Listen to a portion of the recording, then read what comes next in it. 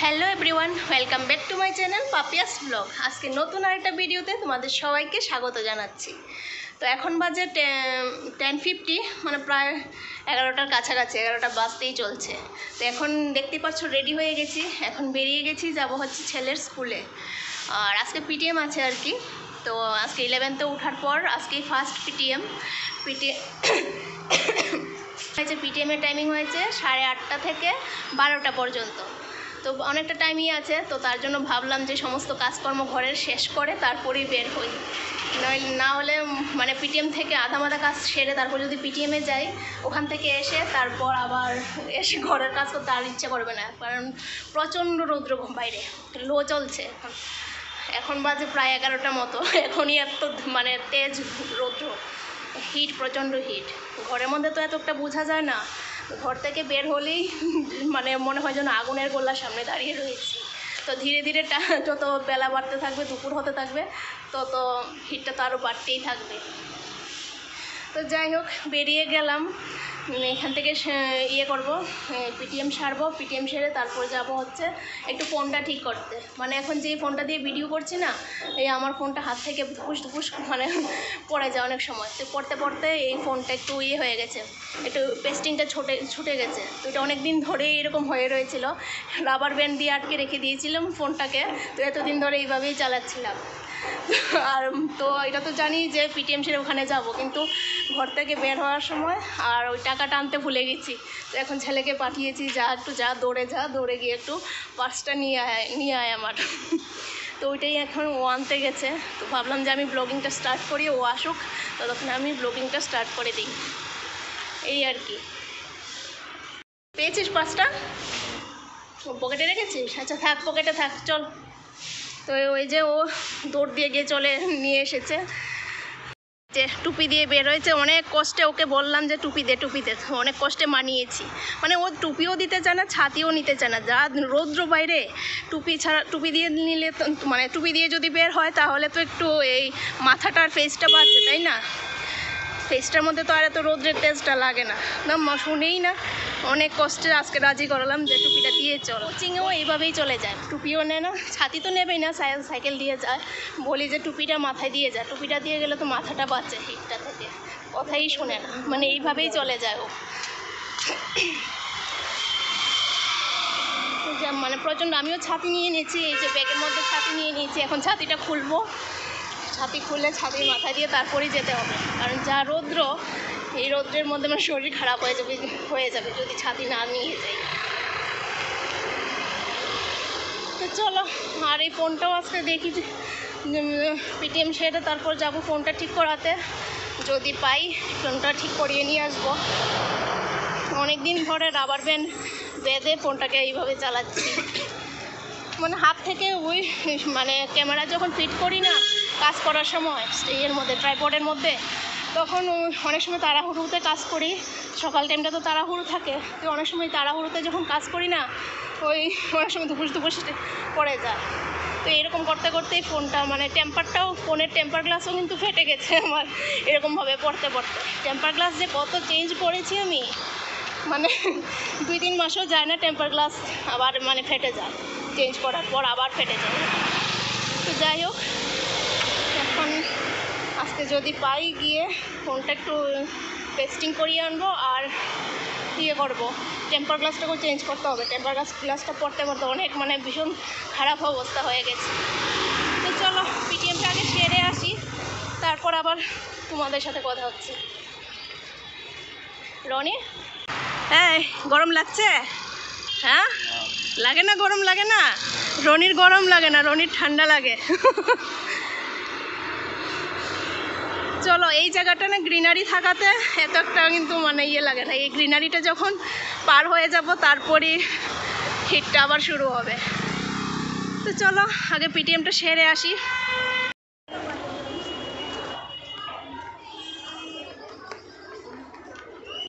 তো guys, PTM সেরে তারপর এই যে ফোনটা ঠিক করাতে এসেছিলাম, ফোনটা ঠিকও করে নিয়েছি।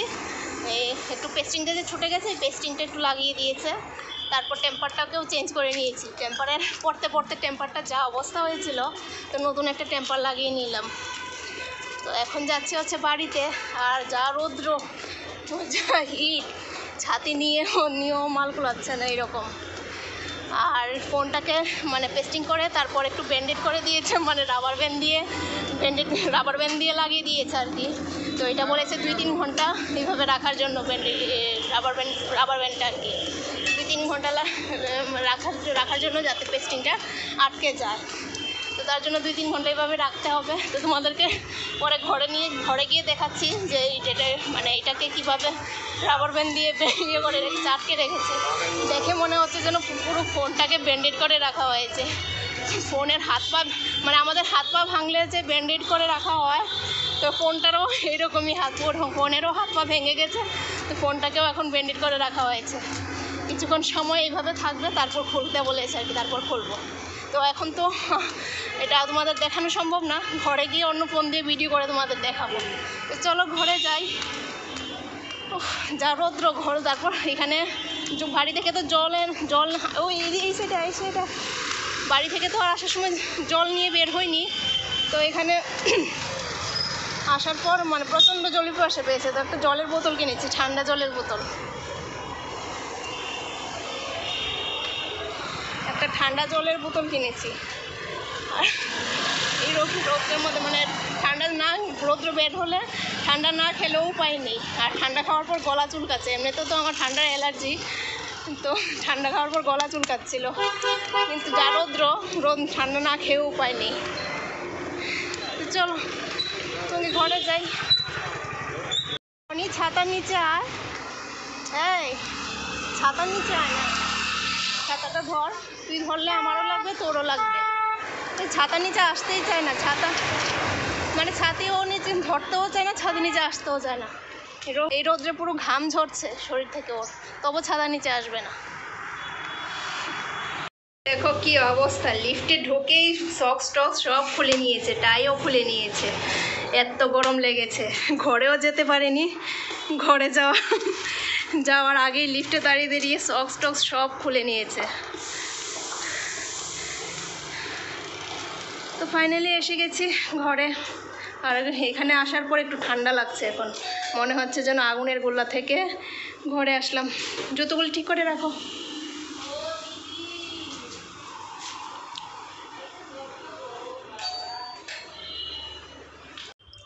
এই হয়েছে আমার ফোন, এখন ব্যান্ডেড করিয়ে আনলাম পুরো বডিটাকে। তো এখানে তো এরকম রাবার ব্যান্ড দিয়ে 3টা লাগানো হয়েছে, আর এদিকেও আরেকটা রাবার ব্যান্ড ছিল, মানে পুরোটা বডির মধ্যে রাবার ব্যান্ড লাগানো ছিল।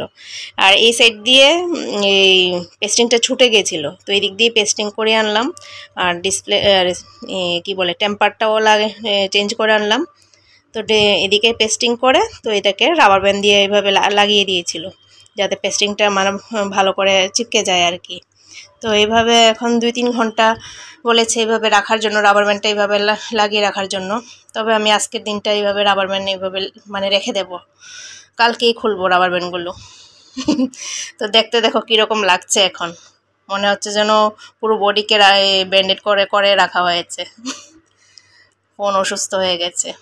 তো চলো ফোনটা এখন একটু বিশ্রাম করুক, আর আমরা একটু লাঞ্চটা সেরে আসি, প্রচণ্ড খিদে পেয়ে গেছে। আর লাঞ্চে আজকে বানিয়েছি এই যে এখানে কাঁচা কলার তরকারি, আলু কাঁচা কলা, ডালের বড়া করেছি। আর ঝোলটা দেখো অনেকটাই টেনে গেছে, আরও অনেকটাই কিন্তু ঝোল ছিল যখন রান্না করে নামিয়ে রেখে গেছিলাম। রান্না করে তারপর তো স্কুলে গেছি, আর এখন দেখো ঝোলটা অনেকটাই টেনে গেছে। ওই বড়া, কাঁচা কলা, আলু সব কিছুই তো টানে, জল সবটাই টেনে নিয়েছে। আর এদিকে শসা কেটেছি, শসা খাবো। আর এখানে একটু টক করেছিলাম, আমের টক, পাতলা টক করেছি। কাঁচা আমের এই পাতলা টকটা না খুব ভালো লাগে গরমের মধ্যে খেতে, টক করলাম। আর এখানে একটু ওই যে কাঁচা কলার খোসাটা ছিল, সেই খোসাটা বাটা করে নিয়েছি।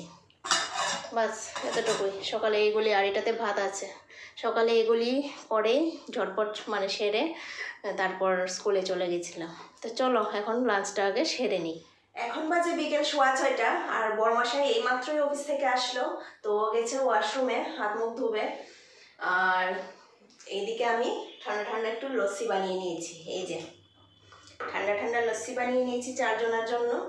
তো এই ঠান্ডা ঠান্ডা লস্যি এখন খাবো।